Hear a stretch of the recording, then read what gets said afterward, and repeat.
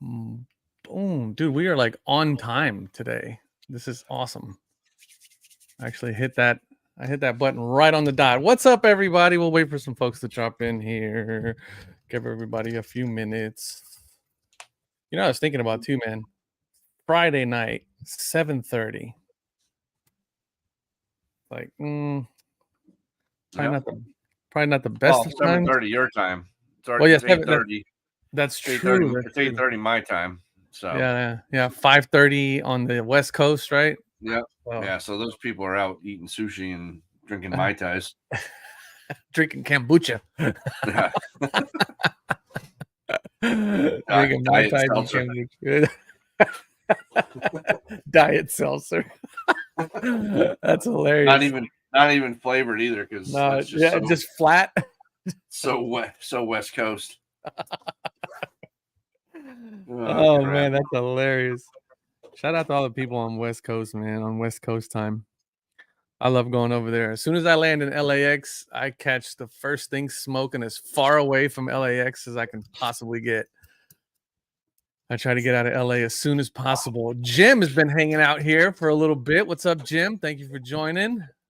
Big Jim. Theo, Mr. Theodore. 5:30 is where it really matters. Nice sushi for me. I'm eating you.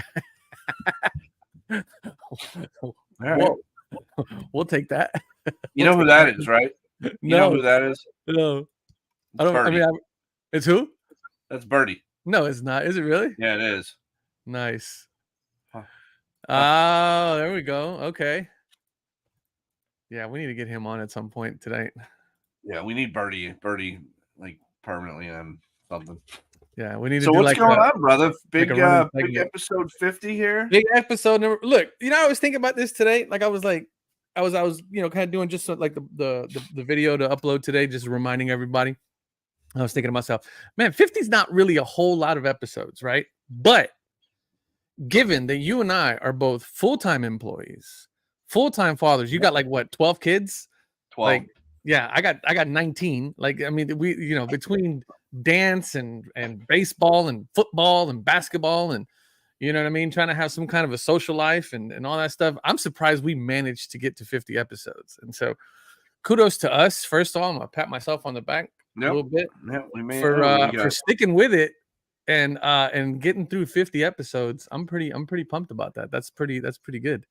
We got Saginaw Rockets now. Might have to follow my fellow countryman Dylan Brooks and fly from Canada to Houston. Dude, the Rockets are kicking that. They've been on a slump last couple games. I think they've only won like a handful, like out of the last dozen games. I don't know what's going on, but we'll see how it goes. But yeah, I'm pretty pumped. We got some guests coming in and out today. Look at my son's in here. Look at this. Hey, Max. They're probably downstairs on the TV. Yep, keep them swearing to a minimum. No. So, all right, let's do this. Right. So we're gonna bring our first guest on right off the bat here because we don't want to keep our man waiting, and we got people coming in. Oh, yeah, Cesar's on too. Yeah. Which Cesar? Were you the one that lost in horse the other night or whatever it was? Yes, that was, and he didn't want to shake hands. Yeah, he didn't want to shake hands. Unreal. That's unreal. I saw that, Cesar. Not good. Not good. What's going on? Right, so we got our first guest. We got our first guest. What's up, Zach? So we've got Zach, aka Key City Cards, partner of mine on the Clear the Mechanism podcast when we run that bad boy when Mr. Gertz is around and not in covert ops. So man, made it to 50 episodes here. Yeah.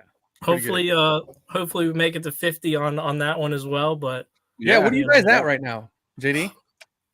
15? Like 16, you got 20, I don't know. We're almost at, actually, we might even be almost at like 20. We haven't done one in forever. Yeah. Yeah, hard to stretch the time out, man. But 50 episodes, congrats. Thank you. Yeah, it's exciting. You gotta bring the liveliness up a little bit. Hell yeah. So here's the deal, folks. We are gonna have guests on, kind of popping in here and there throughout the night. And Zach here is kind enough to join us for a little while. Zach is a dealer, collector.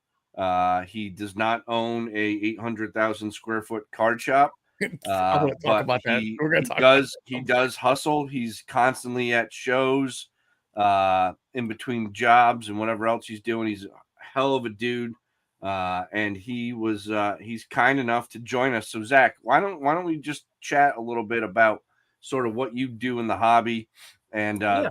some of the things you got going on, because I think it's interesting. You're a hell of a guy to work with, and I kind of want people to get to know you a little bit. So also, if you could throw out your Instagram where everybody can find you and stuff, that too. For sure. Yeah. Key City Cards on Instagram. No underscores, no, crazy stuff. Underscore this, underscore that. Did I get you right there? Key City Cards. Yep. Awesome. All right. Good deal. Missed one thing though. 0.5 acres, not on a golf course. 0.5 acres, not on a golf course. Gotcha. I'm 0.8 acres, not on a golf course, but I'm with you. We'll get there one day, buddy. Don't worry. Right. Yeah. So local-ish dealer to the Mid-Atlantic region. Usually set up at like Chantilly, Philly, Nice. bustling around the National here and there for the past 2 years or so. A lot of local shows in the Maryland area. Basically got into cards a little bit pre-pandemic, but then really got into it to the point of where started a business. I work with my wife. We sell cards on eBay. We're saving up, trying to open up a shop. Hopefully trying to do it the right way too, Nice. Yeah, that's actually pretty cool. Like He's got 3-figure back. I'm with you there. Hobby Champs is on fire tonight. So let me ask you this question, because I think this is a question people kind of often wonder about when they hear your wife is involved. Yep. How did your wife get interested in cards? Because my wife wants nothing to do with it, and I'm perfectly okay with that. So how did that all come about? Yeah, what's the secret behind that? So you have to find something they like, and then you just kind of keep, poking at it, teasing the next thing. So it was like, hey, let's open up some hockey cards, And then she's a big hockey fan. So then I get her a couple Tom Wilsons. I forgot. Tom Wilson fan. So I tried to block that out of my head. Yep. We've already had a couple of sparring matches. Yeah. So all right. So you wanna, we talked about you got the website. What is the website?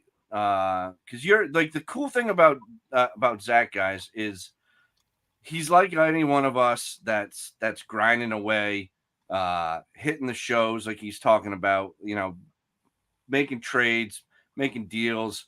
He's got his own website. He's got wax. He's constantly buying collections, whatever it may be.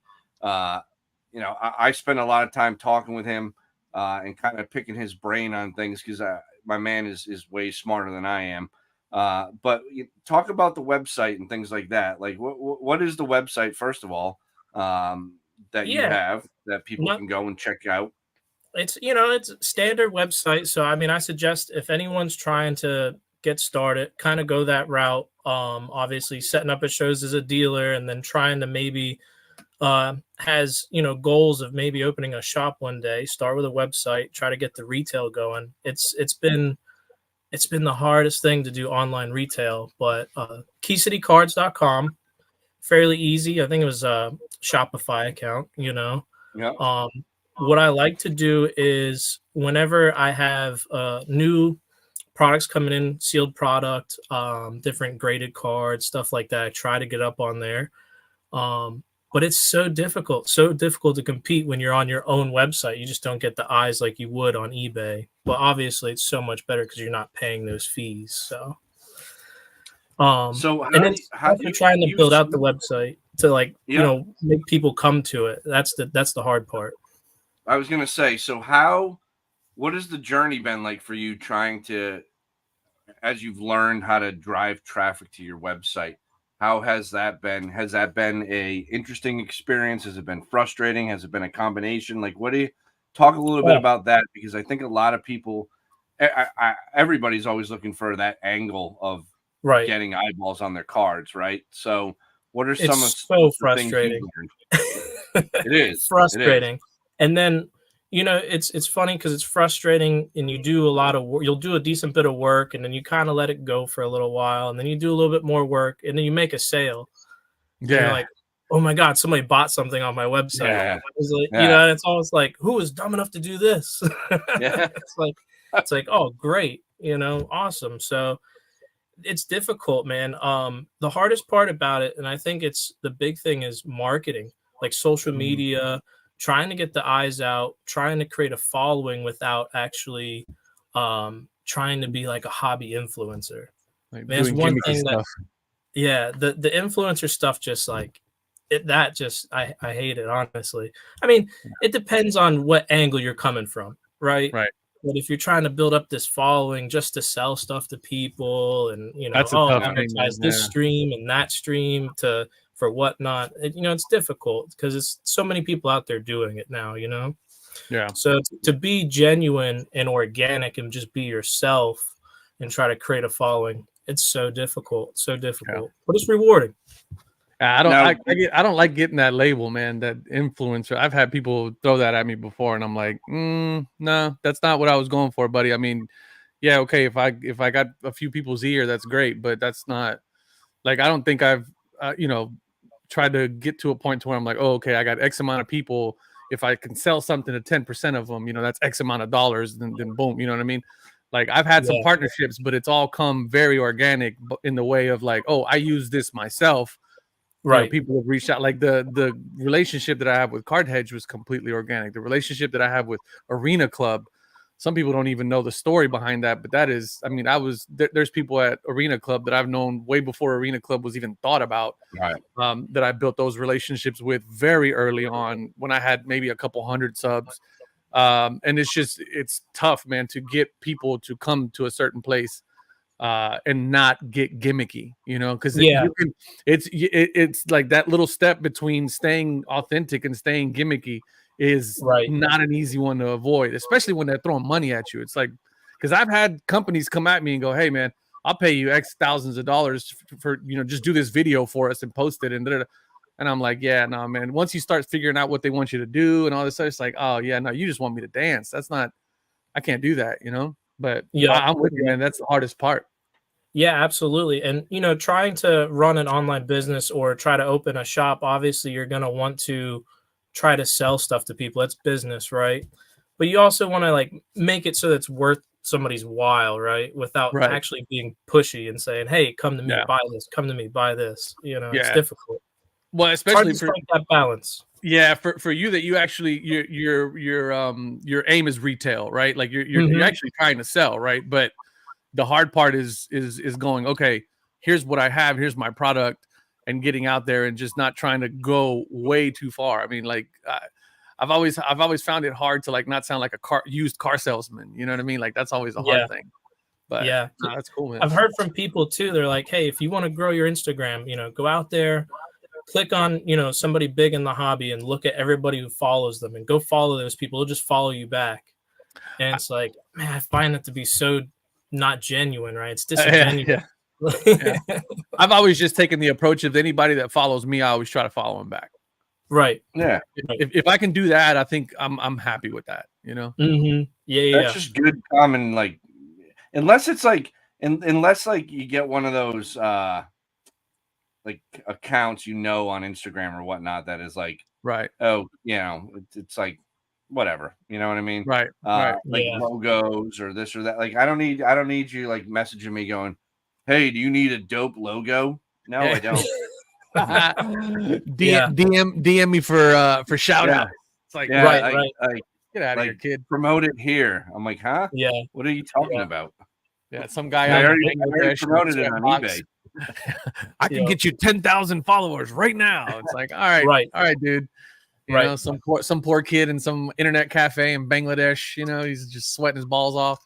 Yeah. I see one comment asking about Mascot with Shopify. I have messed around with Mascot to list on Shopify. I haven't linked it to eBay yet.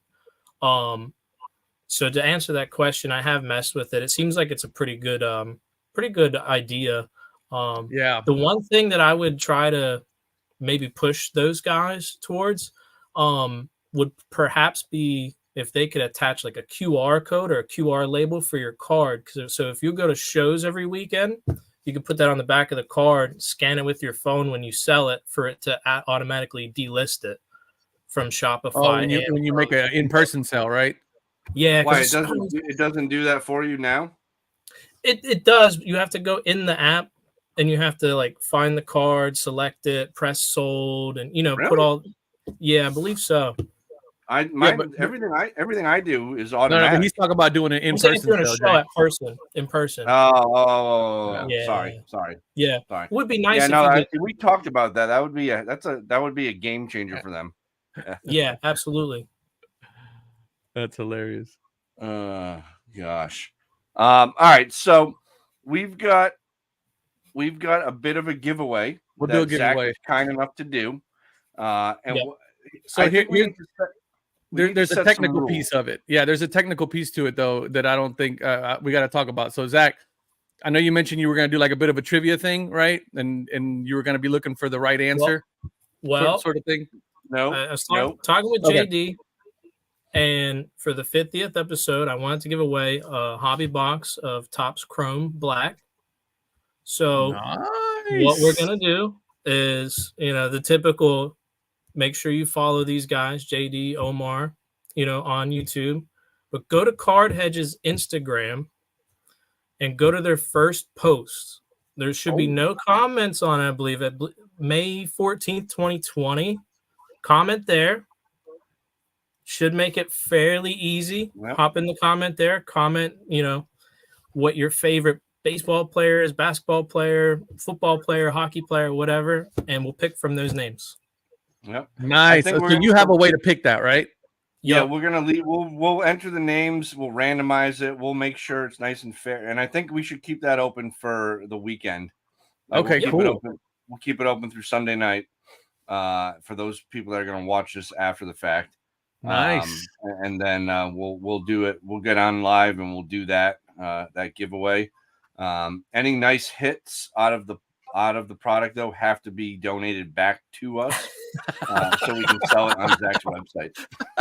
These guys have too many kids, man. They have mouths to feed. Yeah, we got mouths. I got ramen I gotta buy. Hey, we got a 3-figure bank account. All right. Yeah. we gotta make some stuff happen. Daddy needs to get to an acre on a golf course here. Let me see this. Hold on. I'm gonna share because I want everybody to see exactly what we're talking about here. So this is the post. Yep. We're talking about, right? So jump on this post right now. There are 0 comments on this post. 0. So go out and find this. This is May 14th, 2020. Card Hedge post, comment, and favorite player. And Zach's going to be picking somebody from that list of people who comment on there. Make sure you're following me. Make sure you're following Zach. Make sure you're following JD and Card Hedge on Instagram. So it's 4 people you got to follow on Instagram. It's the Card Hedger account. Follow the Card Hedger account and comment on the first post ever made. It's awesome. Just I figured that'd be a good one. Celebrate the 50th episode. Yes. Just go all the way back to the beginning with the first post, right? That's it. I love that idea. I like that. I like that. Now before you it's Card Hedger. Card Hedger. At Card Hedger. Yeah, I'll throw it up here. All right. So before you go, let's talk a little baseball. Oh boy. Omar does not really understand the game of baseball, but you do. So somewhat. It's nice to have someone on and we can talk some baseball with. The Orioles. I understand the Orioles right here, baby. That's what I understand. You see that? Oh boy. You see that? That's what I understand. How many you got? Oh boy. Let's not start now because how many do you have in the last decade? What's Shaq always say? How many rings you got, Charles? How many rings you got, Charles? Yeah. Anyway, so here's the deal. The Orioles just made a huge trade, picking up Corbin Burns for literally nobody. Yeah. What are you as a fan of a team that has sucked for like 40 years, like flat out sucked? Yep. What's the vibe? What's the vibe down in your area right now? Because I think where I'm at, my vibe with the Red Sox, it's no bueno. So I want to hear some positivity. I want to hear something. I want to hear something good here, man. So what is it? What is it like to finally have hope? So I think obviously it's great. Number two, I think it's really good for the Baltimore fans after that you know, that Ravens game, man. That was What bad. happened there? We can That was talk about bad. that too in a minute before you go, That was because bad. Omar and I have questions about that. But I was thinking to myself when we signed, Corbin Burns, I was like, man, this is awesome. This is great. This is what we needed. We needed an arm, right? And I started to really think about it some more. And there's so much talent on the team currently, and there's a lot of young talent that's really good that just needs to, develop a little bit more, come into their own. Sure. Just get a little bit more, experience under their belts. But then I started to think about it, I was like, if we would have signed any decent big name for an arm, it would just be tremendous. Just adds to that already great roster. And I was like, man, we're living in good times, I think. Hopefully we can keep the ball rolling, get a couple more people. It'd be great. Feel sad about the Sox, but I don't. It's funny, man, because all the groups and all the chats, like, you got like these like lifer Red Sox fans that like this team has won more World Series in this century, and it's like, listen, bro, everybody knows that, but just because you win a couple doesn't mean you just stop trying. You know what I mean? Yeah. Like they have legit packed it in. It's like, yeah. It reminds me of Major League, the movie, when like that, you know what I mean? Like opening day's coming, and it's like these guys are shitty.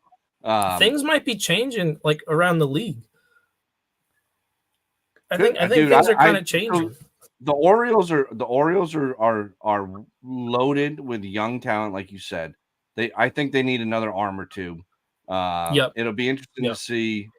It'll be interesting to see what happens with them this year, because they have so much position talent in the minors that everybody can't play. So they're gonna it just makes sense that they're gonna make a move for pitching, right? Yeah. Everybody else is looking for pitching. Yep. I'm hoping they can entice teams, because what's the one thing that they have? A great farm system, right? Right. And there's not going to be room for all these guys. So while there's hype for them, might as well try to get the best bang for your buck, trade them out. Like once Holiday's 100%. up, who's going to replace him? Right. Yeah, and I know we have a pretty good catcher coming up through. Hursted's going to go somewhere too, right? Yep, and we have a pretty good catcher that's coming up through now, and it's like, but we already have Rutschman, so I don't know what's gonna happen there. It's like it'd be nice to try to get some good arms and stuff like that for those guys. Yeah, it was Billy Ripkins. So, all right, with the Orioles' excitement. Yep. What was that performance by Lamar Jackson and the Baltimore Ravens last weekend? What a letdown. What a letdown. That's what happens when he actually has to throw the ball. Hey, it's almost like when this is a weird thing. I'm actually a Browns fan. I have some family from that area. And I was a Baker Mayfield fan when he was on the Browns, and I kept yelling at the TV, run the ball. You've got Kareem Hunt and Nick Chubb. Just run the ball. Yeah. It's the same thing when I was watching that Ravens game. I'm like, why aren't they running the ball? Yeah. There's a reason why. I mean, the one thing that the Texans didn't do is put a spy on Lamar Jackson.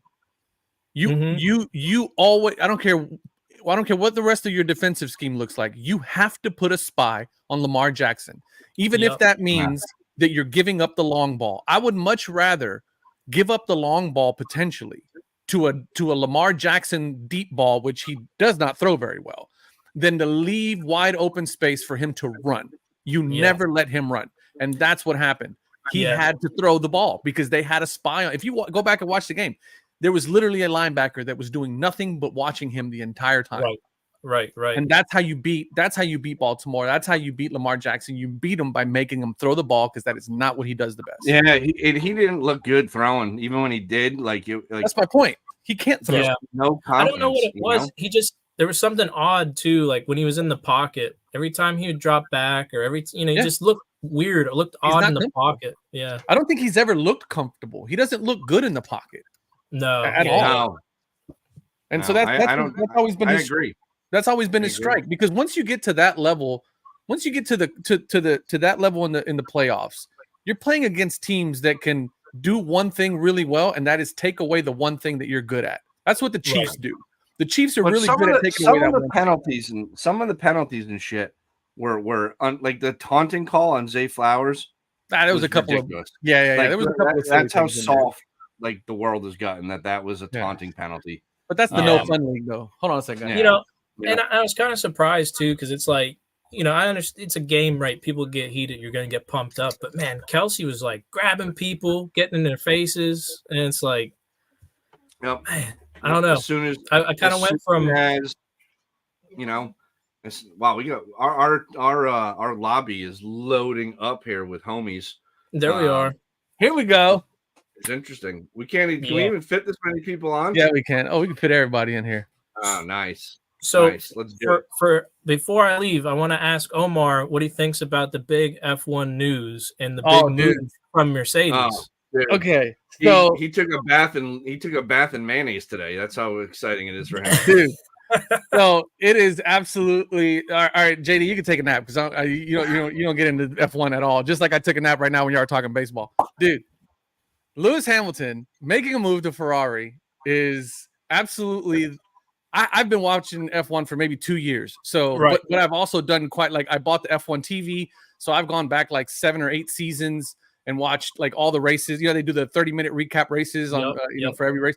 I've watched them all, dude. I just absolutely in love with the sport. Yep. Lewis Hamilton making a move to Ferrari is going to set off what is going to be the craziest season in 2024. And as we get into the second half of 2024, the amount of seat shuffling that's going to happen is going to be insane. I'm super excited. I'm super excited for Sainz to go to Audi in 26. That's going to be dope. There's just a lot of stuff going on, man.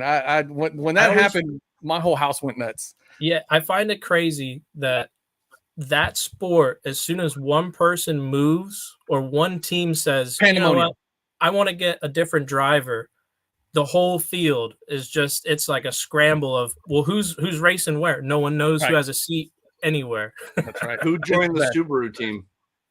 Subaru team is Rally. They're king in Rally. It's Subaru and Audi. They're getting to F1 though. No, they can't. Don't Subarus have all-wheel drive? Get out of here, dude. Stop that. Bajas everywhere. Who needs a Ferrari when you can have a Subaru Baja? Oh man. Well, Zach, I appreciate you guys stopping Zach, by. Thanks, buddy. Thanks for kicking off the show, man. Appreciate you. Appreciate the giveaway. Yeah, for sure. Absolutely. Yep. Have a good 50th, fellas. Hopefully the chat gets wild for y'all. Here we go. We'll get there. We'll be in touch. It should. Hobby Champs is on fire tonight, and Birdie's in the house. So it's always wild with those two. Yes, my man. Thank you very much. Thanks a lot, Zach. Appreciate it. All right. Here we go. Zach hitting lead off, getting everything going. Not too bad. Yeah, dude. I don't think you understand the magnitude of that F1 thing that just happened. It's absolutely insane. All right, so we got a couple of folks that are in our. Oh, here we go. Let's bring the whole party out. Wow. What's up, boys? Yeah. Let's get this started, boys. Look at now. It's a party. It's a party now. So we got Jesse from Arena Club. What's going on, man? How's it going, fellas? Good fresh to be on again. Off the daddy bedtime duties, huh? Yeah, dinner's almost ready, so I'm just dipping in here to say what's up. Hell yeah, we appreciate that. And then we got Big Daddy Lou. What's going on, man? Happy 50th, turds. Hey, man, appreciate it, dude. Appreciate it. We got a bunch of stuff going on, man. You follow F1 at all, Jesse? No, I always make fun of all my friends who do. I just don't think it's gonna. I'm just surprised anytime I talk to people in the U.S. who are like into F1. It just kind of like blows my mind. It's like, this is NASCAR country. What's going on here? One Netflix season and like everyone's an F1 fan now. Oh, dude, it's insane. I'm very confused. It's absolutely insane. Absolutely insane. Yeah, this is F1 country. So Mario Andretti, who's a big race car driver, he actually tried to put together, along with Cadillac, a bid to put a team on the grid for F1, right? And F1 basically said, "Yeah, you're American, dude. We don't care. Get out of here. Just you're not." And then so they released a statement basically saying, "Well, fuck y'all. We didn't want to be in there anyway." it's like Andretti's just like as American as can be. It's like, screw you guys. We got F1. I mean, we got NASCAR over here. Screw you guys. Omar, you know what's cool about Andretti, right? What's that? Is that him and his family have the compound in Easton, Pennsylvania, where they make the aluminum bats for College World Series. No way, really? Yeah, and Larry Holmes too. Like that's what's all famous about Easton, PA. They own that. Yeah. So there you go. There's your little F1 thing tonight, and here in Nashville, we're definitely in NASCAR country, but my son's super into F1, so I'm nice. Nice. Good stuff, man. Well, Jesse, I know you wanted to jump in really quick, man. We appreciate you jumping in. I felt like when we were going to do this episode, we were reaching out to some of the folks that have always been supportive of the channel and supportive of Card Hedge and stuff like that. You guys were the first ones to come to mind, and we wanted to just kind of bring everybody on and chat for a bit. You got a giveaway that you want to do before you split out, so we appreciate that. How are things going at Arena? You guys got a bunch of stuff going on. You guys are killing it with the packs, the slab packs. How's everything going since the last time we got a chance to chat with you? Man, everything's going great. Slab packs have just been an absolute hit, honestly. Yeah. I mean, Omar, we were doing a little bit of we were talking at the very beginning about it, right? Yeah, I'm very fortunate to get a little beta testing in there with you guys and kind of do a little bit of I guess what would you call it? Kind of market research kind of thing. Totally. And I think I gave you guys I don't think I gave you guys what y'all were expecting, but no, it was the best because we talked to I don't know, a couple dozen people, I feel like, and you just you watched our promo video and you're just I fucking hate repacks. And you're like, but you guys are transparent. I was like, all right. It was funny. We were sitting, I think, with Jess, right? And who's I think in charge of you guys' marketing and stuff like that. Yeah, she's helping out. You guys showed me the video, and I was like, afterwards, I was like, I hate repacks. I mean, what are we doing here? And then you guys started walking me through everything. I watched the video, and I just saw the look on Jess's eyes. She was like, "Oh shit, that's not what I was expecting." But Jesse already knew what was up. He was like, "I already know he's gonna come straight from the cut. He's not gonna hold anything back." Yeah, he's gonna tell you. I was like, "Yeah, I hate repacks." So far, then we got a good chance at this. So yeah. And y'all it's gone great. I mean, honestly, it's like we've been selling out every drop. Getting more and more creative with the types of cards, the grails, the chases, nice. Everything going in there. And so I think someone just hit a monster last night. That Anthony Edwards gold prism. Oh, that gold prism. Yeah. Dude, I was like, what in the hell is this? Like, yeah. I don't remember. Did it come out of the ruby? We just introduced new packs. Yeah, the ruby. That's a new pack, right? brings the heat. It brings the absolute heat. So that was how fast are you guys selling out of those things? $400. That's like, it's expensive, but the cards are there, right? The cards are there. There's good cards. There's value there, right? So they're flying off the shelf. I mean, the Ruby Multisport and Gold, that was less than like an hour. It was like 45 minutes. The packs. It's funny, man, because I tried the first drop. I was like, oh, I'll buy one of these tomorrow after I get paid. I was looking at them. I was talking with Omar. We were going back and forth. Like, this is actually pretty cool. Like, you see all the potential hits, right? See the odds. Like, what's in each level. Like, I'm like, oh, there's some Jordans, there's some this, and I was like, this is great. And then they sold out. But in like an hour, I was like, I texted Omar back. I'm like, dude, they sold out. And he's like, what? And I'm like, they sold out. And he's like, no way. And he goes on. He's like, holy shit. That was the first drop that you guys did. Yeah, they were just gone. They were just gone. Yeah. I mean, that inventory was supposed to last me all month, and it was just And then the second week, I was like, all right, I'll get one this week. Gone. And they dropped, and I was like, all right, whatever. I give up. And now, like, they've just become like so hot that, and again, the hits. like there's legit monsters Monster in these hits, packs. Yeah. You know, like some of them it's like gambling though, right? I mean, some of them you're not gonna be. There's not a monster in every pack, but right. you hit the ones, you hit a hit, and it's like, oh, that just changed the game. And I think the one thing that I've always liked about it is, and the one thing I hate about repacks is like if you don't hit shit, well, what are you gonna do with this stuff? You just throw it away. I mean, there's nothing you can do with it, right? Whereas here, even the stuff that may not be for you, the value is there for you at least to throw it on the marketplace, put a good price on it, maybe sell it for a little bit less than what it's worth, but then also maybe package it with a few other things that you have in your showroom and trade up for that other card that you really want. Maybe what you hit in that slab pack can be the one thing that you need for trade bait to make a trade work for something that you really want. Like there's a mechanism there where you're just not stuck with junk. And I think that's what that was the biggest thing for me. And also just the fact that you guys sold out, right? Like just think about that. Like when you sell out, how many repacks actually sell out? Because you're like, oh, well, the hits have been hit. Like you don't know. Like the hit could have been hit in the first pack, and then you still got 50 of them left over to sell, and you're gonna sell them all, and nobody has a chance to hit anything, right? But as the hit, there's always a hit. There's always a hit. There's always a hit. As things are getting hit, they're coming off, and it's a good setup, man. So man, congratulations. There's no pack. So exactly. And if there's no more hits left, there's no packs. That's it. We're done, right? So that's speaking of the hits.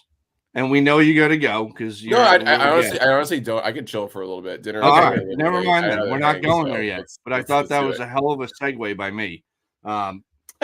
So we got that now with the site. I've been getting my trade offers have been actively increasing again now. Nice. I've noticed though, and I don't know if anybody else, if you got any intel on this, Jess, but my hockey cards. I'm getting nothing on them. Really? It's like the bait that I made. They could be priced too high or whatnot. But normally I get people like the trades, even if the cards are priced high. Like I'll get the people. They'll send me a trade where they got fair market value. My hockey stuff, nothing. Not moving at all. Huh? We're not. I only sent a couple over. But like baseball and basketball stuff, moving has. This goes back to the F1 discussion, right? It's right. We're like, we don't really ship to Canada, so maybe there's some hesitancy for Canadians to join. So all of your customers are just sitting on the sidelines staring at it. So John, I apologize. Great point. That is true. We'll work on it. We got to service the 51st state, right? Nobody cares about hockey, John. We don't care about hockey. This is America. No, I mean, like I get it, but. That's like Merc. F1's like probably more popular than hockey. You know what I mean? Like I get that, but really? The hockey fans that are out there and the hockey collectors that are out there are a pretty like loyal, rabid bunch. No, you didn't try to offer me any Daniel Jones. I actually got rid of my Daniel Jones. I thought I was being slick and to talk shit to Lou this year with Daniel Jones, and nope. Took my ball and went home. But the site, man, I gotta say, like you guys have listened. It's really fun to watch what you keep coming out with. Again, the site. If you haven't been on Arena Club, you should check it out. It's free. Create a free account. It's so easy to buy, to sell, to trade. It's just simple. And then when you add us into the mix with the comps down below and everything else, that's just a hell of a bonus right there. But like adding all that together and the attention to collectors and whatnot that you guys have done has just been awesome. So thank you. Omar is a Kraken fan. Last year, Die hard, baby. Die hard. One game. No. I didn't just watch one game. I watched the game. I just so happened to be watching the game. Where they scored like 5 goals in like 15 minutes or something. Like it was stupid. Like just goal after goal after goal after goal. Yeah, they're playing Dallas, weren't they? Yeah, they were playing, and I'm watching live, and I'm like, there's people in the chat, and they're like, this game is insane. And I'm like, so it's not always like this? And they're like, no, it's not like this. Was that the playoff game last year? I think it was a playoff game. Yeah. See, like everybody knows. I became diehard after that. Yeah. I just so happened to be watching, and I was like, you know what? I think JD and who was on with us, Jay? I can't remember. Somebody was on. It was Angry Jay. Angry Jay was on. Yeah, Negatron. That's right. It was Negatron. Yeah, he was on, and he's like, I was like, you know what, dude? Let me just turn on the TV. So I turn on the TV and I just throw on a random game, and it just so happens to be Kraken versus Dallas, where the score was like 9-12 or something stupid like that. And I just started watching. I was like, holy shit, this is pretty badass. That game was wild. I remember watching that too. It was like 2-0 Dallas, and then second out of nowhere, the Kraken put up like 6 goals in like 10. Yeah, and I was like, Omar's been hooked ever since. He flies to Seattle on the weekends, buys himself some fresh salmon. Is there like a 3-point line now in soccer? So should I start watching it? There should be soccer. Have you guys watched Ted Lasso? I've watched bits and pieces of it. My wife watched it. I've kind of watched it along with her. It's pretty good. I started watching it. It's pretty good. Yeah, it's good. Pretty good. It's good, clean fun. I get it why people like it. Normally I watch, like I tell you, like old 90s hip hop movies and like comedies from that crap and war movies, but I'm on comedy. I'm very calm right now. I'm very calm. It wasn't, but like to me, the actor, Jason, what's his name? Jason Sudeikis or whatever. He carries that whole entire show. I honestly think if it would have been anybody else playing Ted Lasso, it would not have worked. It just he's a baller too. Yeah, I see a bunch of clips of him just like literally fucking up threes. Like he can actually like play basketball. Yeah, he can hoop. Yeah. I like that guy. He's pretty funny. But yeah, that show's pretty good. I popped in and out watching bits and pieces of it when my wife was watching it. It was pretty good. But it's good. I like it. I like it for sure. Again, have you guys done any Super Bowl predictions yet? Did I miss it? Did that happen earlier? No, it didn't. No, we haven't. No, we haven't done any Chiefs. Yeah, Chiefs. It's obvious. Chiefs. The script is too strong. What's the spread? 2.5. 2.5? Really? No. Yeah, 2.5 for the Niners, right? Yeah, Niners are favorite. Yeah, by like 1.5 or 2. It was like 2.5 a couple of days ago. So it's probably going to come down to even. I got on my app here. It's 2. Niners are giving 2. JD, over under. Don't you have all the flawless Mahomes? Huh? Don't you have all the flawless Mahomes?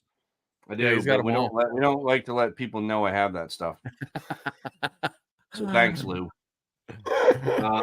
Under 47.5. Wow. Ooh. Under. Yeah, I'd definitely take the under on that. Under. I'm taking the under. For sure. Under on the Rockets. What are the odds? What are the odds they play the Whitney Houston rendition of the national anthem? Ooh. They just cut out like whoever and they just play that. They should do that. I don't think anybody's ever done a better job since then.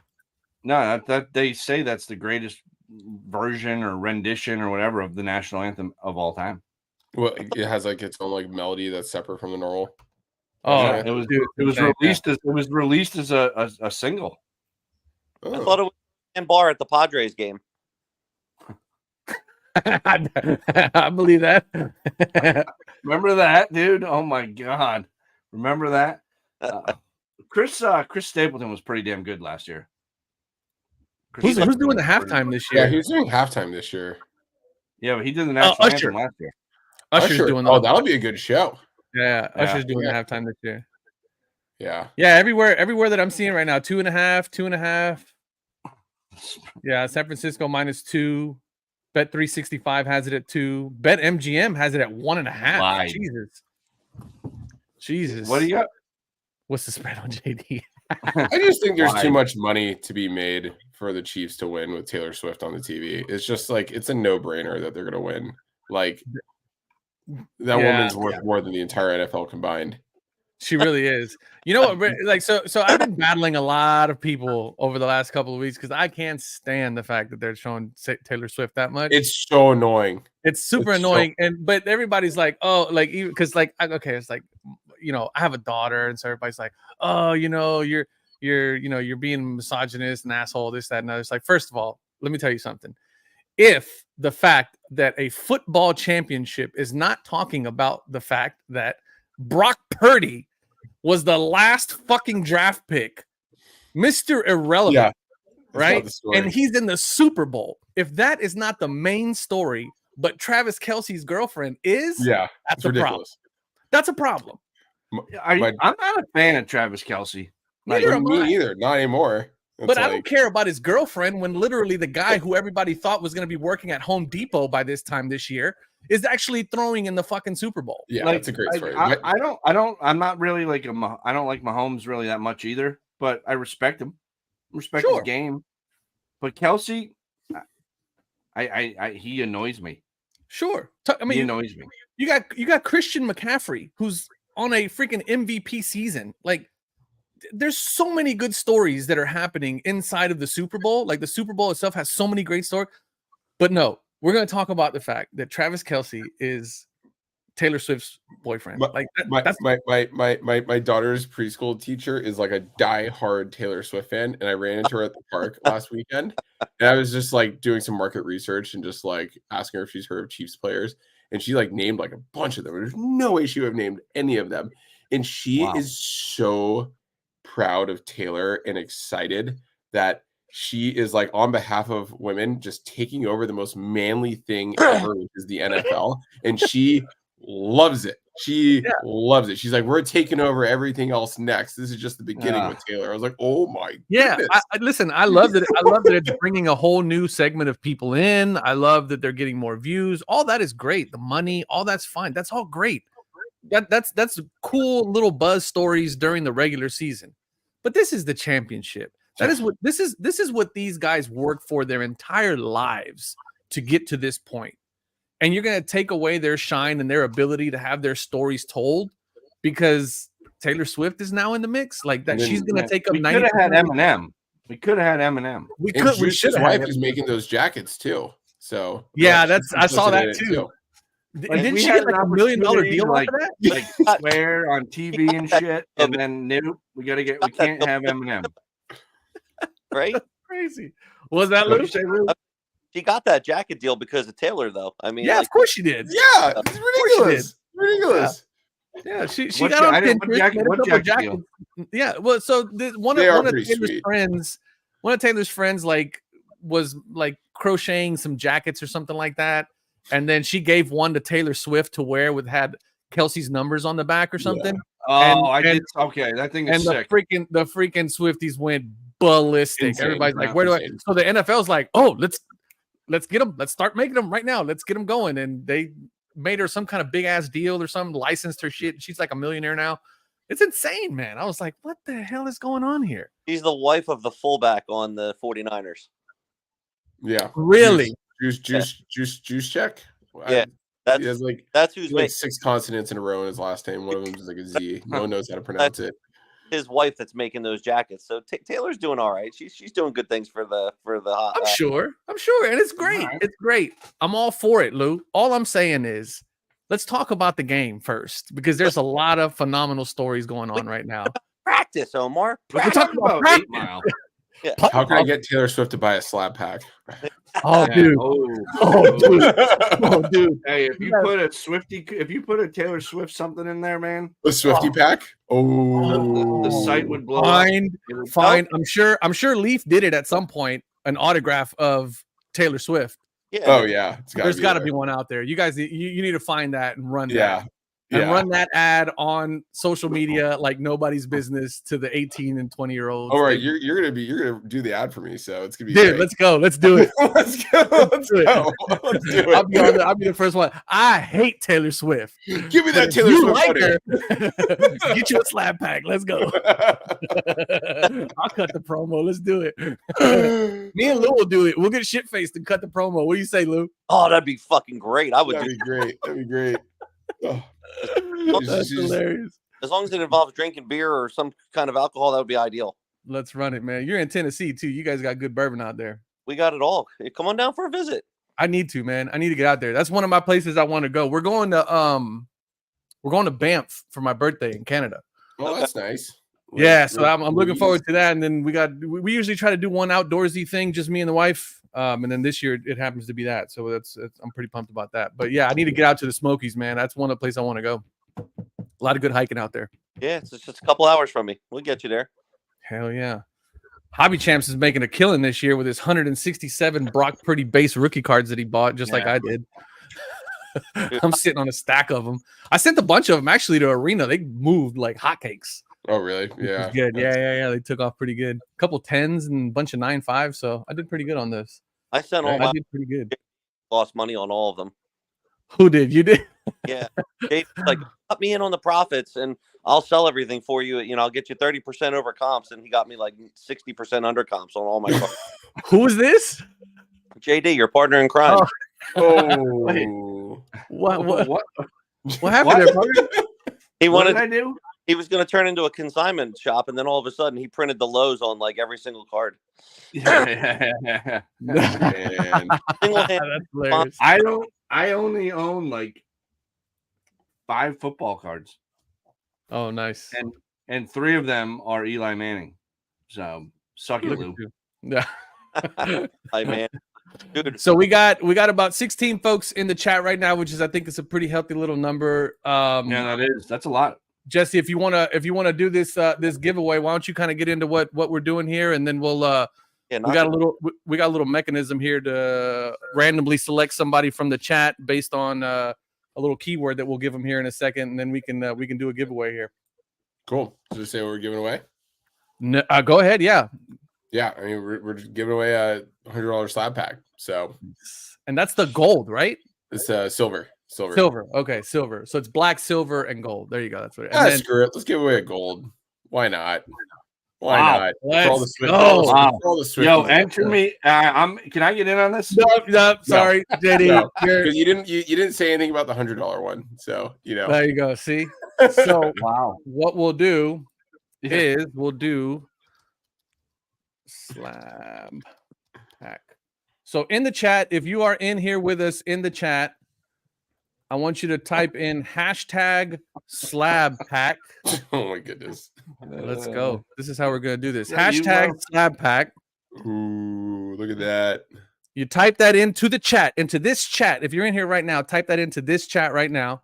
And this thing here is going to collect all the entries, and then we're going to randomly select one. So I think Ooh, there we go. There we go. That's one. There we go. There we go. Blade. Two. We'll give it a few minutes. Let some entries get in here, and usually they'll start flying in here. Yeah. Hashtag slab pack in the Hashtag chat. slab pack in the chat. And enter for a gold slab pack Hell from yeah, Arena that's Club. right. Pokemon or multi-sport. So you guys went multi-sport, and then, but you guys had what, baseball, basketball, football before, right? And then now it's multi-sport. How does that go? So it's we have 2 multi-sports. Those are the ruby and the gold. So ruby's 400, gold's 200. And then if you chase one sport, those are the silvers: basketball, football, and Pokemon. And Gotcha. baseball. Gotcha. And then black is all for 3 sports plus Pokemon as well. So the black packs have actually been a hit. We updated those, kept the same price point, $50, but just made it 4 cards, right? So it's more like a grab bag. Gotcha. People love that in our last drop. Yeah. So what was the thought process in adding the next level, the rubies or the ruby? People wanted it. Customers wanted it. They Yeah. just want nicer cards, right? And so we want to keep it like at least 2 cards per pack. And so if you want to have nicer cards, it just bumps up the price, right? Gotcha. But as long as the value's there, it's like customers have been good with it.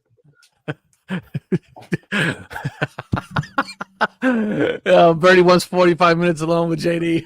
JD, I don't know, wow. JD. I think you got to give the people what they want, man. Yeah. You want me to put on some R. Kelly? I love it. Remix to Ignition. There you go. Any of you guys watch Shane Gillis at all? All right, let's go. Come on. Hashtag slab packs. Type it in the let's chat go. right now. It's We're giving free. away a gold slab pack. Yeah, dude, I love Shane Gillis. Shane Gillis is hilarious. Dude, his impersonations of Trump are the best. Like when he does the thing with like when they killed the leader of ISIS. He's like, He cried don't like cry a a boo. Don't cry a boo. Yeah. Cry baby a boo. Or cry baby Baghdaddy. Yeah, cry baby Baghdaddy. All right, let's give this thing away. We're gonna randomly pick somebody. Only how many people are in there?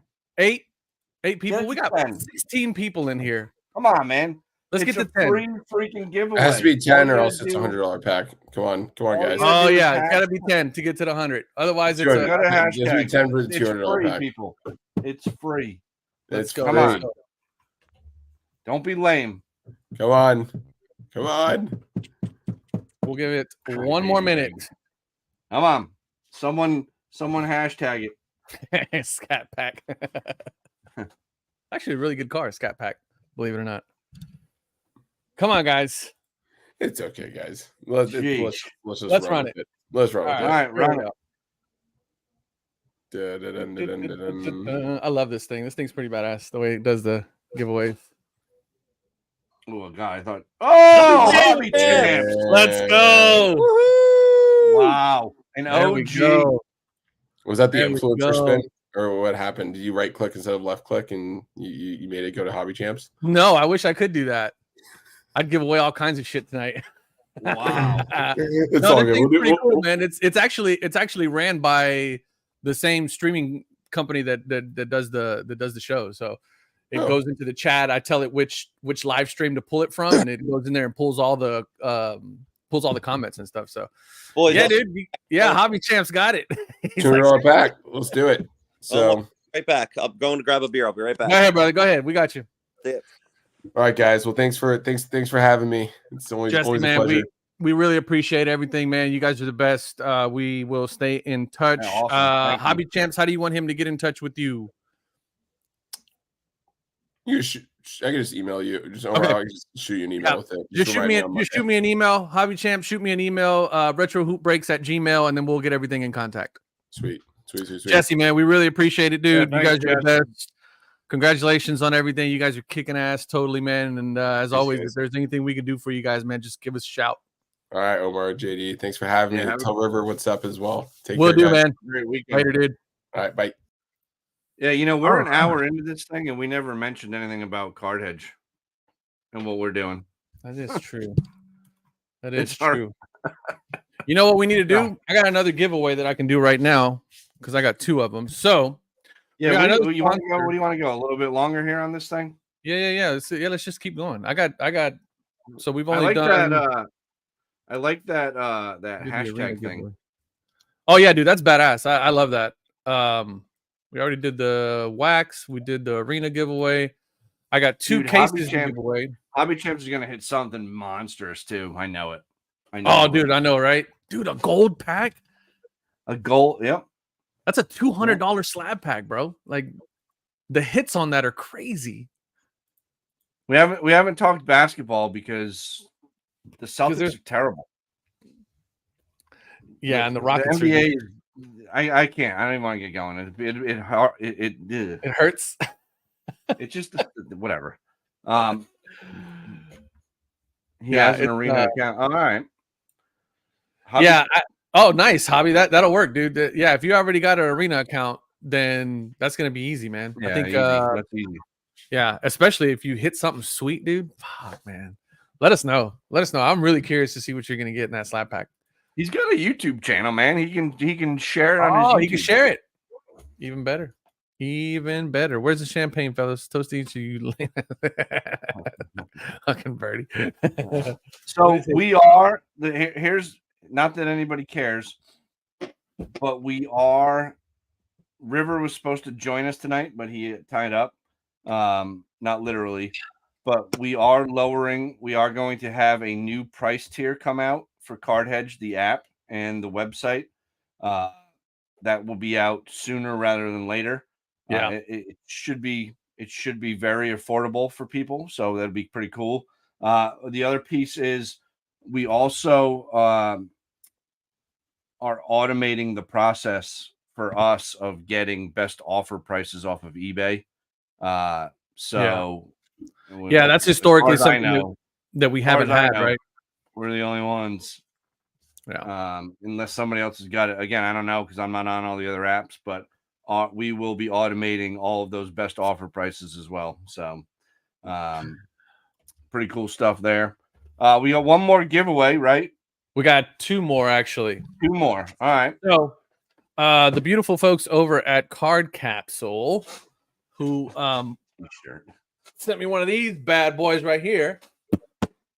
Open it up. Open it up like Vanna White. Open it up like Vanna. Vanna White style, baby. Look at this. Oh, nice. Holds all your cards. Yeah. It'll hold all your SGC slabs, BGS slabs, CSG BGS slabs. is still around, huh? Huh? BGS is still around? I think so, yeah. They haven't completely gone. Yeah, Blade said deal or no deal. Yeah, that's a deal or no deal. They're awesome cases, man. Like I was able to kind of clean up a whole lot of stuff. It's pretty badass to put them in those cases because they're just waterproof. They're really big and sturdy, big heavy cases. So the guys over at Hedge wanted Card Capsule wanted to give one away to the group. So we'll go ahead and do that. All right, what do we yeah, they get all the cards in that case, right? No, just the case. You got to remember though, Hobby Champs, Omar collects shit, so there's going to be like 91 Skybox Hakeem Olajuwons in there. That is absolutely correct. You know what? So here we go. I just realized that my rings are out of frame there. Oh, there we go. So what are we going to do for this giveaway? What's the hashtag? See, I always like doing really funny hashtags. Oh, I know. Make it turtleneck. Hashtag turtleneck.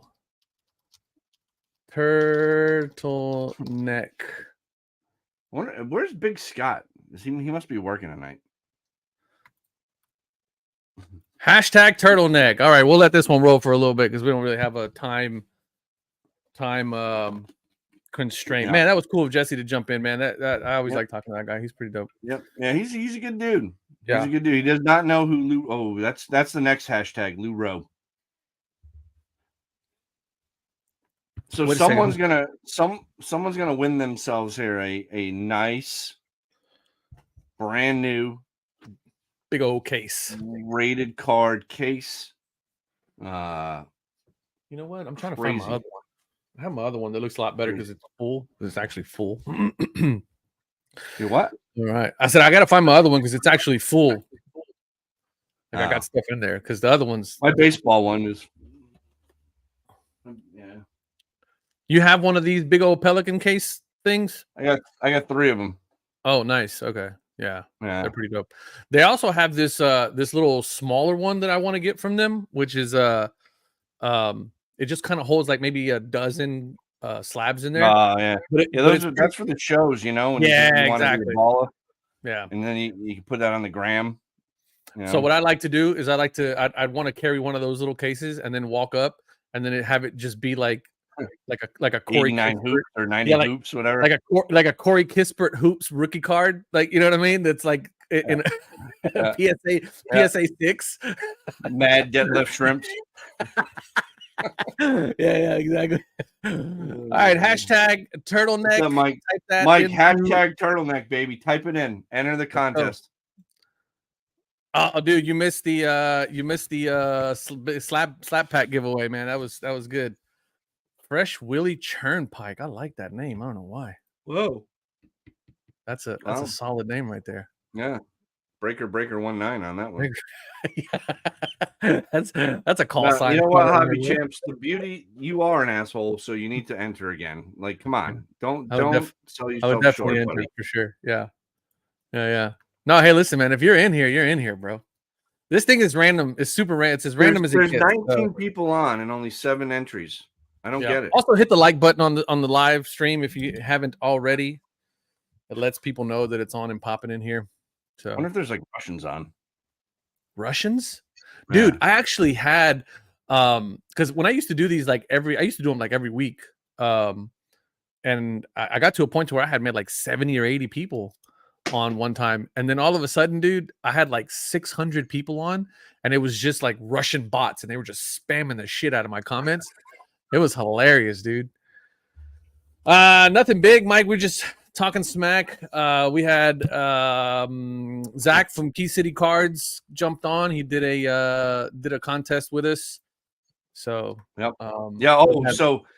Mike, if you're not gonna watch it from the start, if you go on Instagram, follow the Card Hedge account. It's at Card Hedger. I actually believe it's in my name somewhere, wherever that is.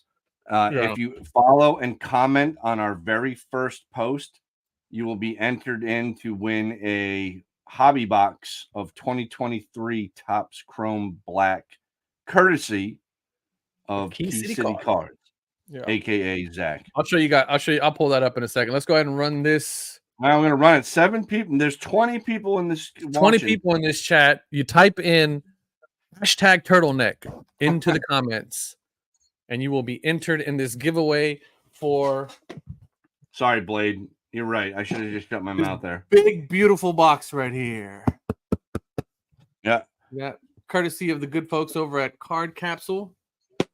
Also, check out their website too, cardcapsule.us. Those guys keep me fully stocked in top loaders and penny sleeves and grading card sleeves. These are all. Why are they keeping me fully stocked? Well, you're a one-way partner, man. You know what I mean? Like, the key word in partner is sharing. You know what? So here's the other thing, is that I made a deal with him for a card, for an Elijah card a while back. Oh, is that the guy? And he always had my address. So he always had my shipping address. I would literally come home and there'd be a big ass box on my doorstep, and it'll say Card Capsule USA, 2 retro hoops. And then it would have one of those cases in there, and it would just be stuffed to the brim with just all kinds of goodies. Yeah, I get pictures of Birdie topless. All right, let's go. We're gonna run it. We're gonna run it. Here we go. Good luck. Here we go. Good luck, guys.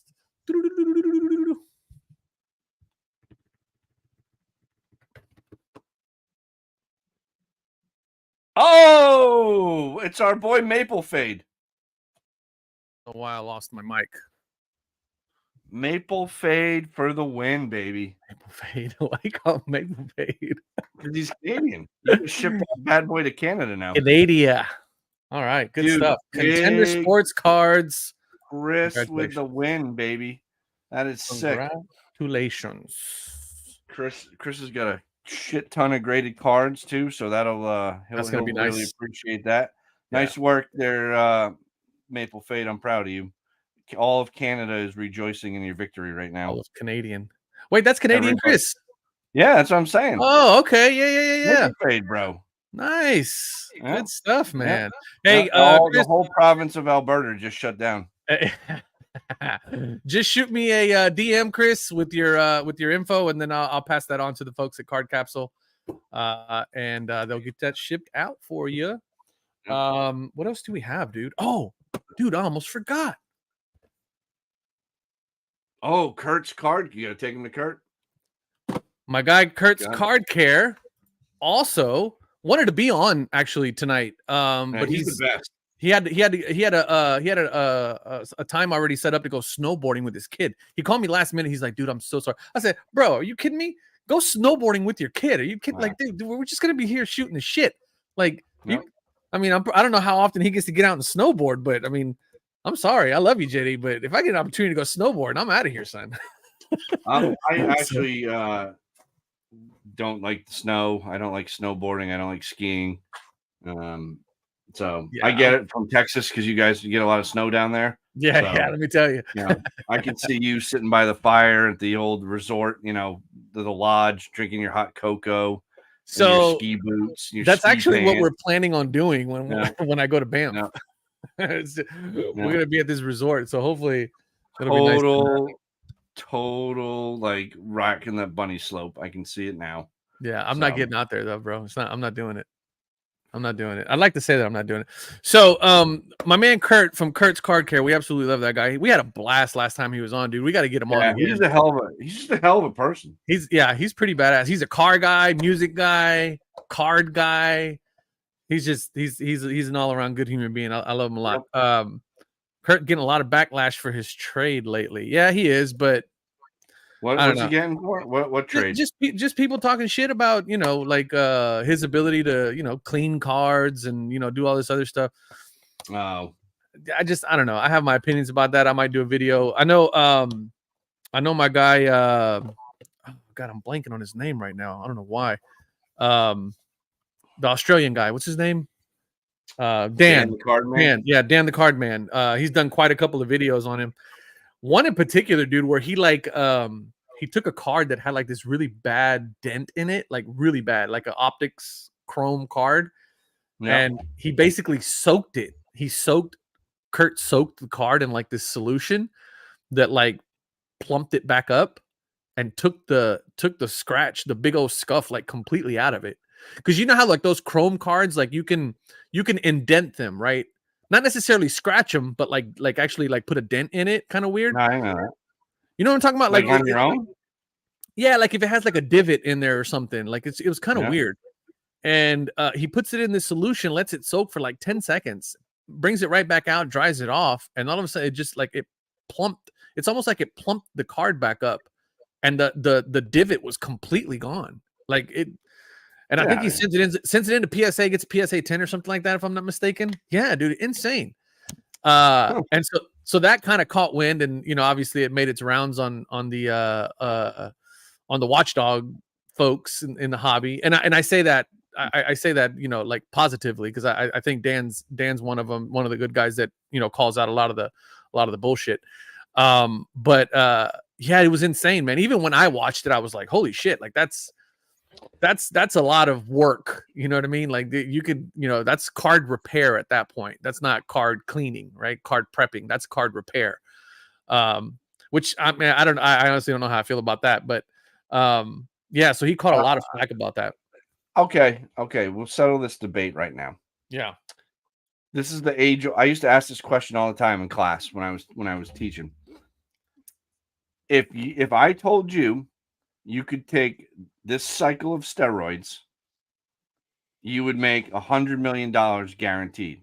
Oh, yeah. But if you don't take the steroids, you're going to make $1,000 a month for another year, and then you're going to be working at Best Buy. What are you doing? Shoot me up, Papa. Give it to me. Shoot me up. Baseball was better with steroid. Yeah. So wait a second. Let me make sure I follow you here. So we're saying Kurt's card care is because of the whole argument, right? Like if Kurt can fix your card to a whatever, right? And it goes from like it looked like a lawnmower ran it over to something that's appealing, right? And that nets you a couple $100,000 more or $20 more. Yeah. Right? I think my argument is like we're not dealing with the fucking Mona Lisa here, right? Like this ain't a fucking Monet, right? Right. It's a cardboard with a picture of a player on. I mean, there, I get like where's the line though, right? Because I think when we talked about this before, I think like the trimming is like where trimming shitball, right? Yeah. You're but then again though, like what about now that I'm thinking about this, dipping the card in a solution to remove divots is like that one. That's some work. That's exactly. But to me, you're not really. I mean, what are you doing to the card? Because a lot of what he also does too. Another thing that he does too, which I thought it was really interesting, was he'll stick a card because he's a cigar guy. He has a really nice humidor, so he'll stick a card in a humidor to bring some of the humidity back into the cardboard, so that he can work out some of the wrinkles and things like that. Pliable. So here's the logic, and I like to think that I have a little bit of the same logic that he has, because we're both really big car guys, like automotive guys. Yep. And the first thing I did when I bought my Vet, I bought it for dirt cheap. I paid little to nothing because it looked like shit, right? And the first thing I did was pay a guy for a full blown detail, right? I'm talking about cut, buff, polish, the whole nine. I could have turned around and sold that car for $5-10 more than what I paid for it, just because I put in a little work into it. Right. And now it's worth a little bit more money because it looks great. Right. Right. It's all about like our girl Constance. Oh, don't get me started on that girl she's I don't know. She's on a whole nother level. But anyway. And so, it gets into this conversation. It's like, okay, what's the difference between turning a card that, like you said, JD, looks like it's ran over by a lawnmower, but now all of a sudden it can be turned into something that's presentable without being like disingenuous of the condition of the card. You're not trimming, you're not cutting edges, you're not doing anything like that. Right. That's a good point right here. For the majority of what you're doing, you're just wiping stuff down. You're wiping fingerprints, you're wiping smudges, maybe factory defects. He has that little tool where you can kind of flatten out some corners and some edges and stuff like that. to me, I don't see a problem with any of that, right? And I think one of the arguments that Dan was making was, well, what happens to the card, like especially for the dipping solution thing, right? What happens to that card 5 years down the line as it sits in that case, right? In a PSA case. You send it off to PSA, it gets a PSA 10, right? And then 5 years down the line, all of a sudden there's some humidity in that case and your card starts to look like shit. Well, it's because you bought a card that was put through that process, right? Like that was kind of his argument. And you didn't disclose that, right? Like as a seller, you didn't disclose that. Well, once PSA gets a hold of that card and they confirm that, hey, this is a gem mint card, right? Where does the responsibility lie? I don't know what the right answer to that is, but there's a responsibility at some point for somebody to go, hey, this is the condition of this card. We as PSA say that this card is a PSA 10 and it's gem mint, and we're gonna stand behind that. But yeah, I'm with you. That's like trimming. Yeah, but isn't taking the dent out or a divot out altering the card? Did the card come like that from the factory? Yeah. I mean, that's what do you think, Lou? I'm curious your thoughts on this because you deal in the kind of, you know, and I'm not to put you on the spot, but like you deal with kind of some of the higher end cards than JD and I would be dealing with. What are your thoughts on possibly buying like some of those high end cards that could have potentially been cleaned up, wiped down, maybe even had some corners smoothed out or some edges smoothed out? Or in this case, like what he did, which was put that card in that solution to kind of get some of those divots and stuff out.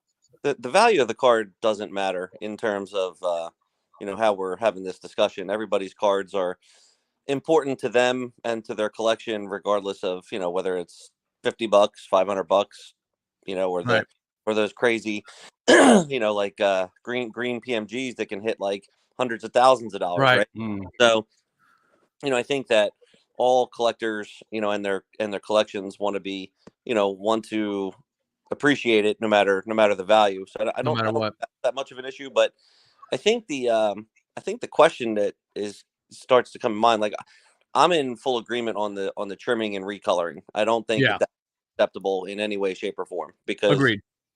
That's, you know, you're literally changing, you know, kind of changing around the card itself, and if the card isn't dissolving, you know, then that doesn't need to happen, you know, to a piece of cardboard. With that said, I do think that the cardboard space, you know, our hobby needs to come around to, you know, the idea and the facts that restoration is a thing in every other area of collectibles. Yeah. Restoration is in art, sneakers, jerseys. Yes. You know, I mean, like, you're delusional if you think that the Mona Lisa is in its original form. You're delusional if you, like, I forget which auction house had some kind of like chair from the 1600s, and it's like, oh yeah, look, it's in perfect condition. Bullshit. Yeah. You know, and look, don't get me wrong, they closed it. I'm just pointing out that, like, you know, there are a couple people out there that think like, you know, that are like, oh, restoration's the devil, and that it depreciates, it turns down the value. It could not be more. That could not be more false. I mean, like, like I look at it from like the sneaker world. You know, like today, Sotheby's announced they had that $8 million sale, for the Jordan Dynasty collection. Right, that was huge. Yeah, monstrous. But you know, those first couple pairs in that collection, you know, have polyurethane on them. So over a period of time, like, those shoes are going to need to be restored, or else, you know, they're going to crumble. Are going to crumble and turn to dust. Right. And I don't give a crap what anybody says. Like that, I guarantee those shoes get restored at some point. Yeah, just for like, sure. Just like all these pieces of art, and then, like, you know, like, look at, like, same thing with like churches and museums and pyramids and all that kind of stuff. It all gets restored. Like, nobody look at something that is like grotesque, you know, and it's just like unappealing to the eye, you know, like if you have a budget to spend $2,000 on cards, excuse me, you know, or whatever, you're going to get the best eye appeal cards that you can. Right. And, like, even when you're talking about your shoes, man, like, I only know this because you've shared it with me, with the pictures of like before and after type stuff. Right. And you're 100% correct. it's awesome when you show us like the first thing, the original, and Like it's when you holy first crap. got them. Yeah. But then that restoration is so key, because now it's like everybody wants that nice eye appeal, whatever it is that you have, and you're not hanging on your wall or in your case or your mantle something that's friggin' deteriorating. You know what I mean? You're just not doing that. Exactly. And Omar just talked about it with his Corvette. It's like, he, one, because he's handy, and two, he knows some people that can help him do the work. But he was like, look, my budget was X. Right. At what I think is the best car for that money, engine wise, and even though the rest of it looks like shit, I'm gonna restore it. I mean, how many times do we talk about like a 1960 something Corvette being restored? I mean, so this is not a new concept. Right. So I agree with the comments around trimming and recoloring. Like, yeah, look, those should all be in altered. What do they call them? Authentic altered holders. Yeah. Yes. But for whatever Kurt and whoever else is doing this, I don't follow that closely. But like, this guy wouldn't have a high end humidor, and all this other stuff if everybody in the hobby wasn't using his services. Oh, I completely agree. Him and the other like it, so whether you're a set builder, with like PSA or SGC, and you're trying to just get, whatever, all the best cards that you can and in the highest possible grade for the budget that you have, that's what they're doing. So I think I think you gotta stay away from, the stuff that's been nip tucked, if you will. Right. I mean, like, I'm not saying, show. But the problem is, how do you know? I mean, like, PSA has to have like millions and millions of cards in their whole trimmed. Oh yeah, for sure. For sure. And I'm pretty sure, if I'm not mistaken, I think there was a chat on Instagram somewhere, one of those card meme guys. Those guys are hilarious, by the way, like the Cardboard Life and Lameme. Yeah, he's been Mark, out like calling Jeff's shop a future spirit Halloween. I lost my like guys. Yeah. Those guys are so funny. And then, but like, there was, I don't know, 3-4 days ago, there was something in there about, it was either the Spirit Halloween or something else. I forget which one. But two guys got into it about like card trimming. And then I think like Evan Mathis jumped in and kind of was like, yeah, I did it. And then somebody else tried to tag like Nat Turner in, and Evan's like, too late. I already told him that his Pop 1 PSA 10 1955 Harman Killebrew is trimmed. He's like, because you can see it the way that it lays in the holder. In the holder, yeah. Yeah. Now I wouldn't know. I don't have that kind of trained eye. He's like, yeah, it's short in the corners. And so I'm watching this in the chat, and I'm like, oh my gosh, like these guys are actually just like coming out of the blue saying like just flat out saying it. Yeah.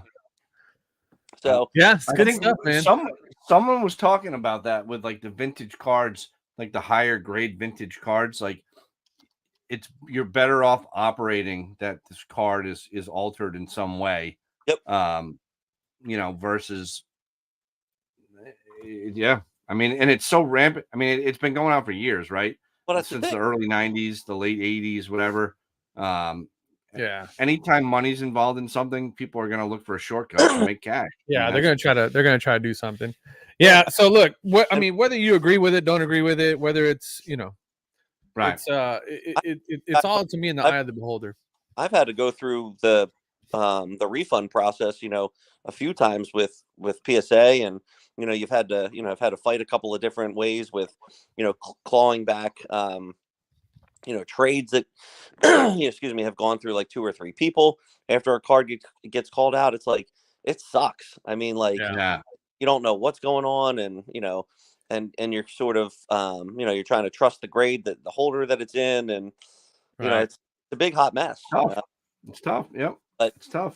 I kind of continue to look at it as like, look, man, again, trimming and recoloring is no good for the space. But, I think like, the proverbial, like if a card is like falling apart, and you can kind of like the Honus Wagner, for example, there was a restored Honus Wagner, the card was like ripped in half, and it was like serial number 2 or 3 or something like that with PSA. It recently sold, maybe like a year or so ago, or less than a year ago.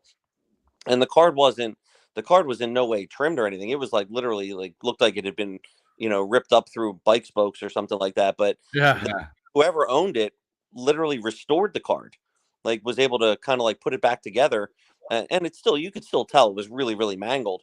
And then I think he sent it back to PSA or SGC, and they did put it in like an authentic holder, like an authentic. Yeah, didn't give it a grade. Just like, hey, this is what we say it is, but judge the condition of it on your own, right? And that card still sold for $1 million. Mike said The Rock just made an appearance on SmackDown. That's probably why I just heard my kids hollering.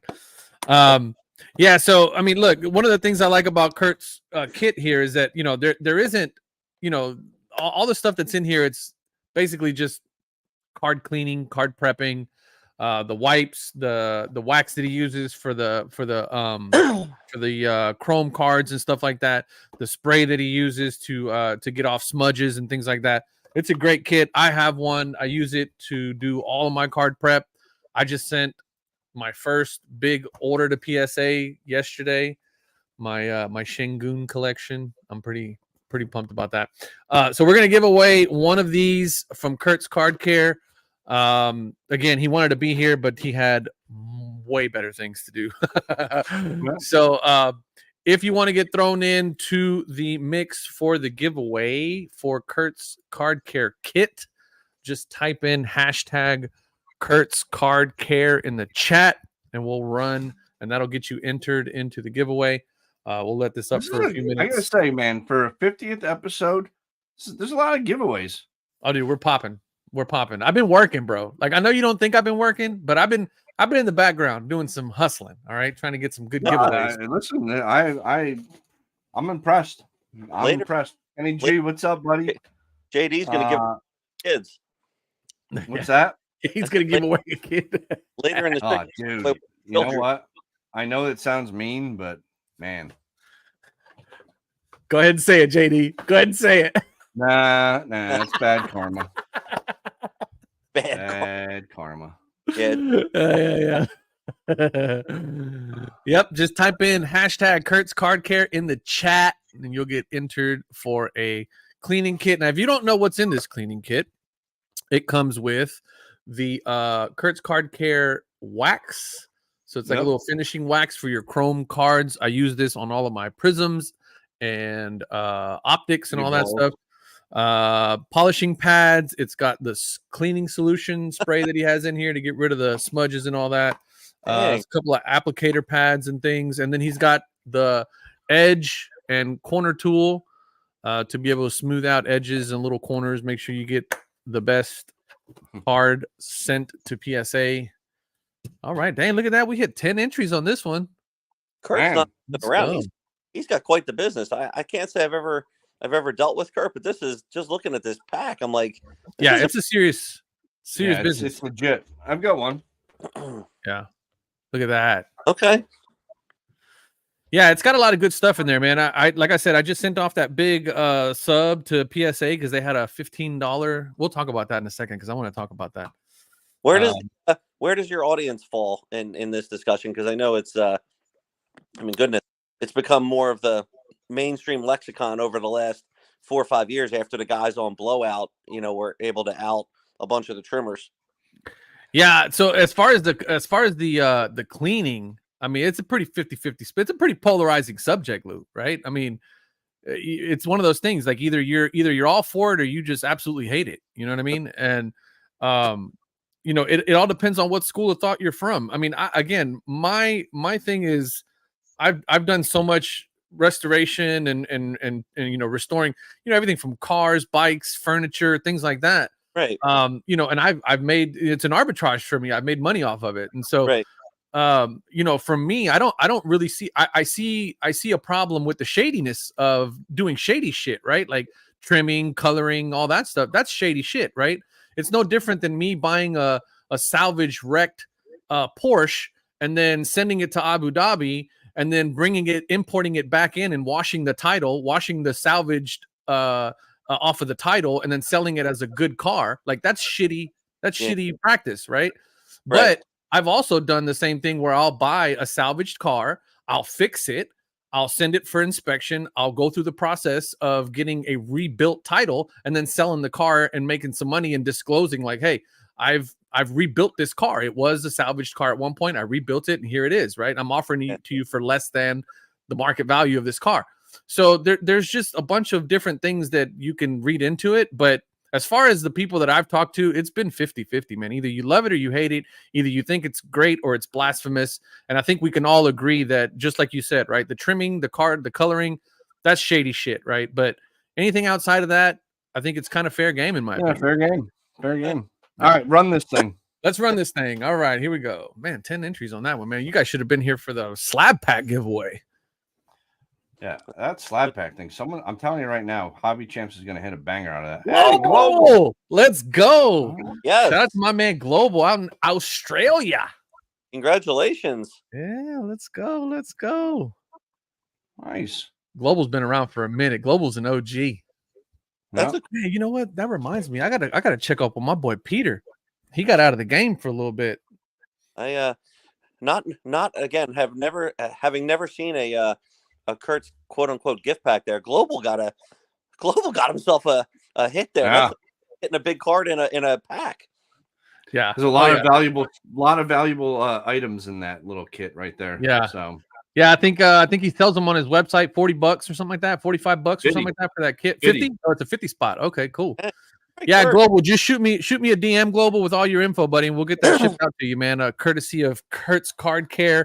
If you haven't followed Kurt on Kurt's Card Care, he does a bunch of like demos and stuff. I think he does a live stream on Instagram every Wednesday where he's showing you how to use a lot of his stuff. He's also on YouTube. He has YouTube videos and stuff.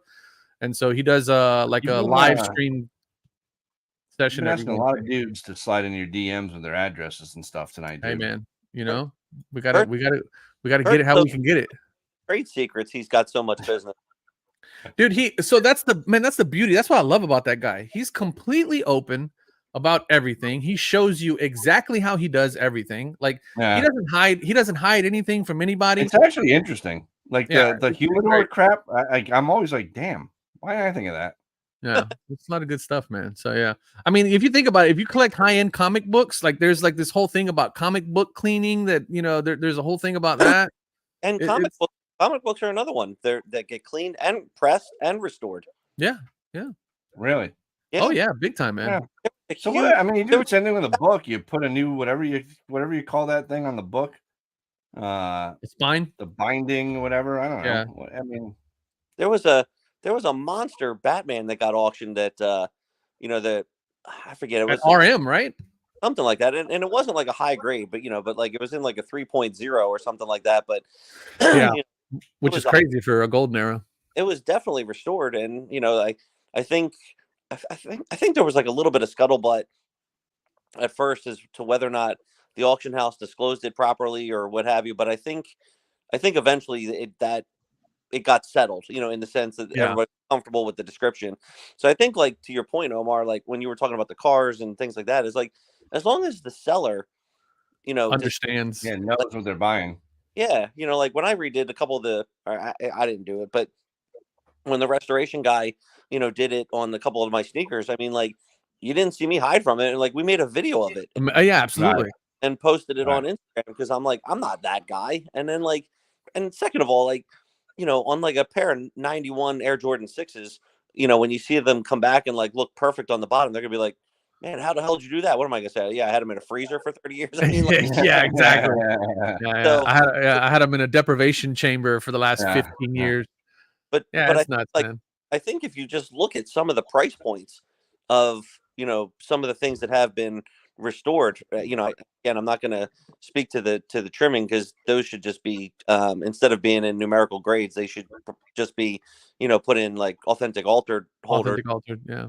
Like with the restoration stuff, it's kind of like, hey, as long as you disclose it and show people, then like it's been proven. Like I've looked at Heritage, Sotheby's, and then I'm trying to think who had there was one other auction where there were like a good 6-7 Jordans and they were all disclosed that they were restored, and they went for big money, like much more than what a more of like a broken down pair would go for. So Yeah, it's different strokes for different folks, man. I don't really. I mean, everybody has their opinions on it, but I think to your point, that's where the ambiguity lies. Nobody wants to spend a lot of money on something ugly. Like they're just not going to do it. Yeah, Right. but I think everybody's issue is, and where the ambiguity lies is at what point do you need to disclose, right? Like, I'm not going to disclose that I washed my car. Like, I'm just going to wash it because I want to present it well, right? I'm also not going to disclose if I just got a detail on it. I'm just presenting it well. I'm not going to disclose that I changed that I did maintenance, right? That I did just a fluid flush or an oil change. Like, I'm not going to disclose any of that. It's a car. You should know what you're looking at, right? Am I going to disclose that I put a new engine in it?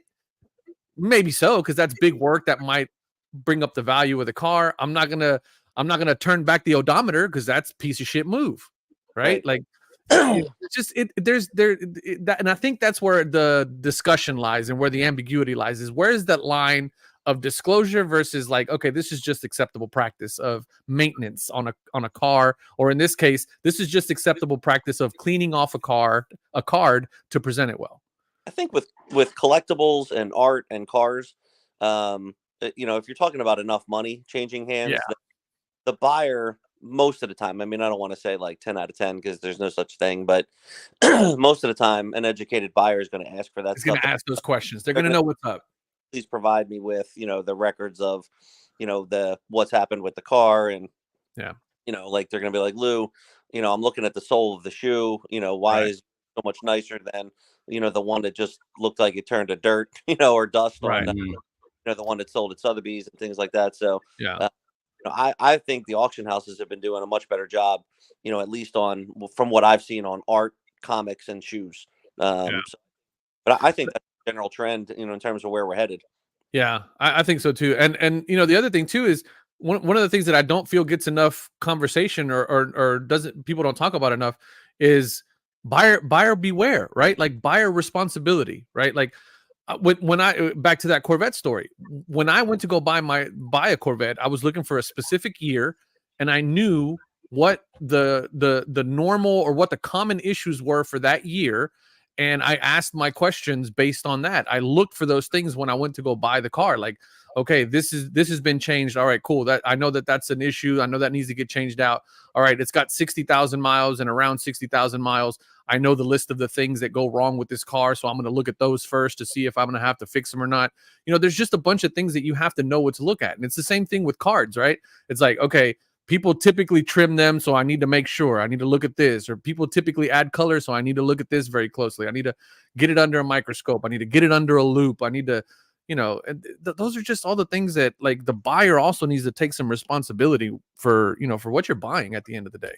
Yeah, 100%. I mean, same thing with a house, right? I mean, you go through an inspection period. It's like, big purchase. Yeah, exactly. Right. So, there's See you, Blade, appreciate you stepping in, brother. Thanks a lot. One of the things that I wanted to ask you guys, I don't know if you guys saw this, but SGC is a little bit in the hot water because of that LeBron James rookie patch autograph that they graded. LeBron James. And hot water, man. Kind of a well-documented card, I think, on the blowout forums that. Well, that and Wax Museum podcast. He's like, that's what he does, is these patches, and this is a well-known one. Yeah, it's a well-known. What is it? It's a patch swap, right? Yeah. So it's a well-known patch swap card that SGC graded as, I mean, 9.5, right? I mean, I can't remember what it. I think it was a 9. Yeah. Man, listen, everybody gets them wrong too. Like, nobody's perfect. You know what I mean? But that's a pretty big one to get wrong, though. I mean, especially since I think the level of documentation around that card, it was sort of a well-known card in the hobby that it was, that it was serial number too. And it's serial numbered, so it's the exact one. And somehow they still managed to get past them. I just thought that was, man. Yeah, I think it goes back to the whole premise with grading, right? Right. There's humans doing this. Yes. So, but even at the end of the day, that swap. I mean, like, people, I don't think we can argue the human element to this, because unless AI knows what every single patch was for all those serial number cards, then all they're doing is grading the card. Yeah. Right. So unless that card was, and I'm not saying it is or it isn't, we're just talking about a patch swap. AI wouldn't be any better at this because they're not going to know. Right. And it's Correct. clear that the grading companies don't know either. Because Yeah, exactly. Upper Deck, doesn't, if it wasn't for a handful of really fantastic hobbyists, who cared enough about some of these really significant cards, and kept databases and things, like, how would anybody know? Yeah. And the other thing too is that ultimately what you want to see from these grading companies is that they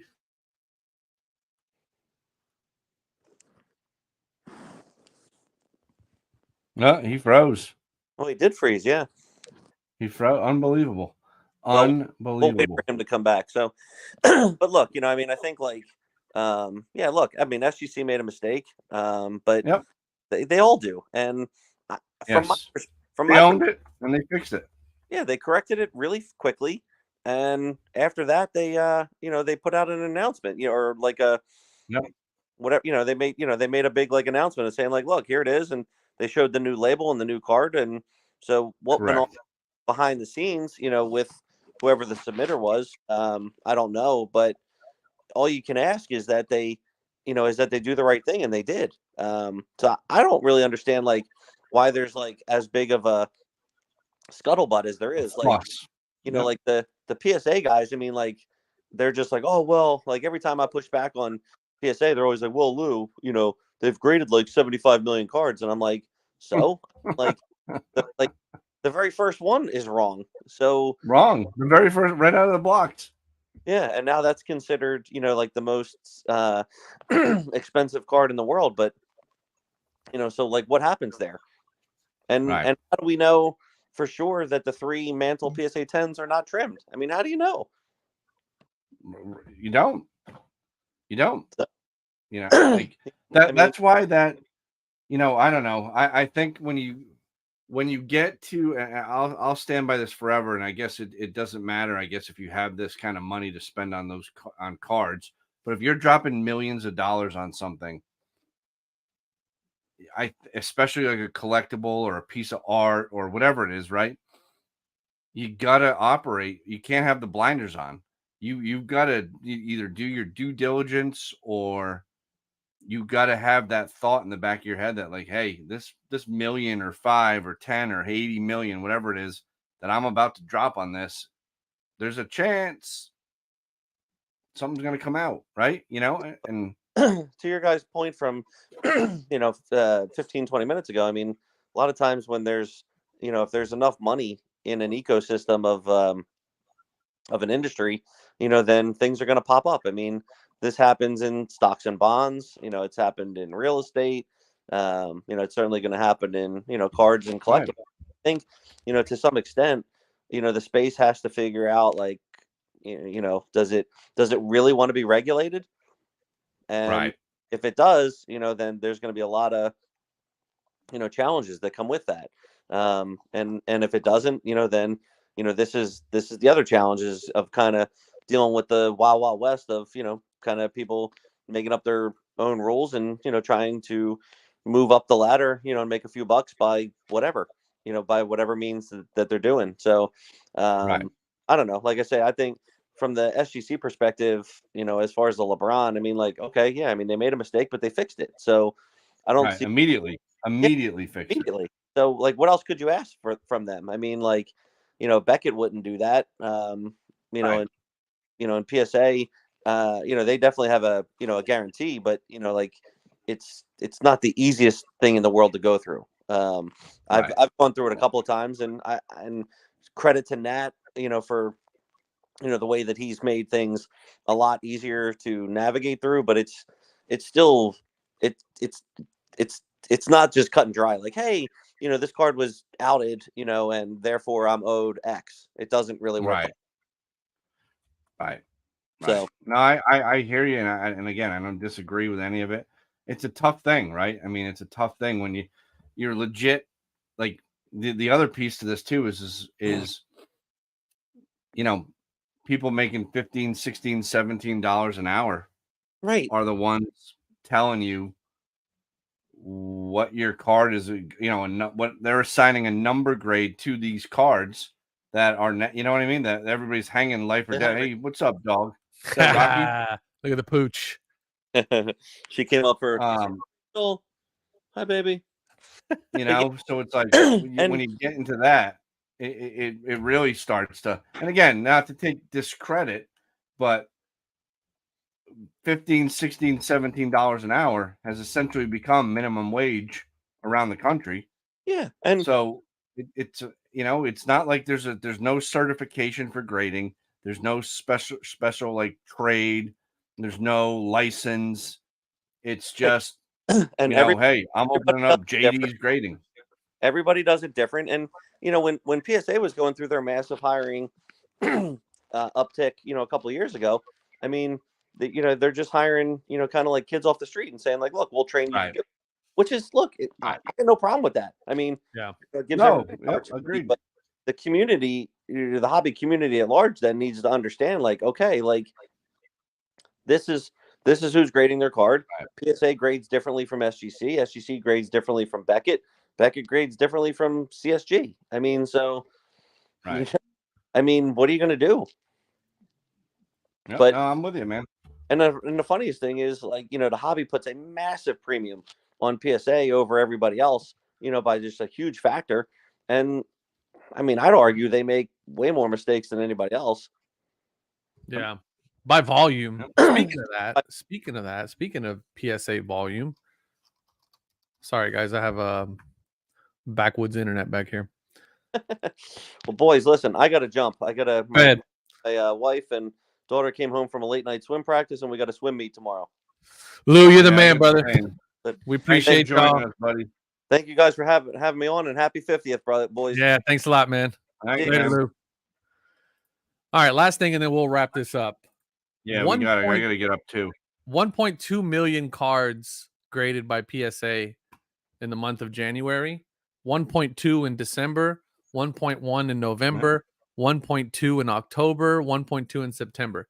But the thing that stood out to me in this week's or this month's gem rate update was 157,000 cards by SGC.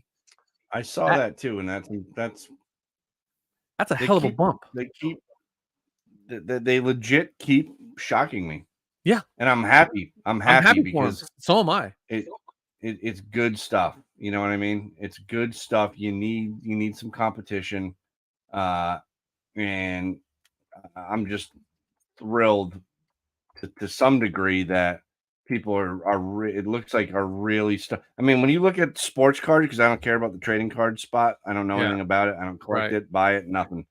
When you look at sports cards, I had said a while back that can you get back to that thing? That's where I'm at. Go back to the first. No. Next one. There you go. Sports miscellaneous. Sports. So they're starting to. Yeah. We were talking before, like if they consistently start hitting one, right? Yeah. 100K. Now we're talking about you get to 200K, that's a real problem. Yes. That's a real problem. If I'm PSA, that's a real problem. I agree. And I just think that, they're running some great specials, $9 on Topps Chrome, $9 on Bowman Chrome. If you're in that, I'm just like, I'm like waiting for them to run a $9 special on basketball cards, but they just don't for whatever reason. I don't know. Yeah. I know Pete's a baseball guy, but that's what I'm waiting for. I'm waiting for something like that. Now, I just yesterday, I got a stack of Shengu cards that I've been holding on to for a while, like really nice cards. Everything rookie card numbered less than 25. I got about 2 or 3 dozen. And I've been holding on to them, just waiting for a really good basketball sale. And PSA ran that $15 modern card sale the other day. And shout out to my man, Dan. He sent me a message. He's like, man, last minute, dude, you got to get in on this. And I'm like, what is that? I didn't even see it. I didn't even see that it was advertised. So apparently it was a month of January special. And like apparently I wasn't the only one that kind of found it last minute because it basically shut the site down on PSA site crashed the 31st, which was Wednesday. I think it was Wednesday night. Yeah. And I tried to jump in there and get my submission in at $15 for a PSA grade on an ultra modern card. I was like, yeah, I'm gonna do it. I'm not gonna wait because I've been waiting for SGC to drop a good deal. And yeah, he got snubbed. Birdie, for the All-Star, but it's all good. We ain't gonna trip on that. That's just gonna give him a chip on his shoulder. The kid's gonna come back and be a beast next year. And then we just picked up Steve Adams as our backup. So I'm pretty pumped about that. But yeah, the Rockets are moving in the right direction, man. Yeah, they're definitely moving in the right direction, for sure. So do we have any more giveaways before we sign off? You know what? No, that was the last one I had. We did card care. We did card capsule. Yeah, I think we're done, man. I think that's it. Cool. That's all giveaways we got. Well, listen, everybody, 50 episodes in. Thank you for supporting us, listening to us, hanging out with us, ripping us, whatever you got to do. It's been awesome. Hopefully the next 50 episodes go as great and entertaining and as fun as these first 50. And we'll hit that 100. We're old. I gotta go to bed. I gotta get up early. Yeah, same here, buddy. Well, you're on the what time is it over? 11 o'clock? 10:21. Yeah, 10:21. Yeah, I'm 9:21. Yeah. All right. Thanks a lot, everybody. We appreciate you guys. All the winners of the only one that's not gonna, we don't know yet, is gonna be the giveaway from Zach over at Key City Cards. We'll run that one. You know what? We might end up just running that one on our next podcast. Yeah. We'll bring Zach on and we'll record that and we'll run that whole thing. But all right. Thanks a lot, folks. We appreciate y'all watching. Birdie, we love you. Thanks. Hobby Champs has been in here the whole time. Shout out to Hobby Champs. If you won something, shoot me a DM at Retro Hoop Breaks, or you can email me at retrohoopbreaks@gmail.com and I'll get all your information. And don't try to cheat because we got this thing recorded and I'll go back and find out who the winners were. So thanks a lot, everybody. 50th episode. We appreciate y'all rocking with us. We're going to do another 50 more and we'll do a blowout celebration for the 100th. As always, love y'all. Catch you on the next episode. Peace out. Later.